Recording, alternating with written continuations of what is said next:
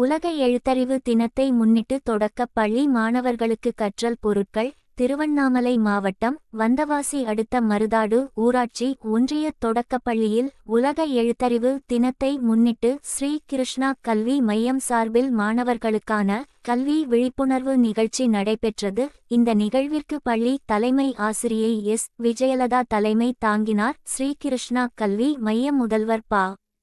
சீனிவாசன், ஓய்வு பெற்ற காவல்துறை அதிகாரி மா. கதிரொளி, வழக்கறிஞர் சா. இரா. மணி ஆகியோர் முன்னிலை வகித்தனர்.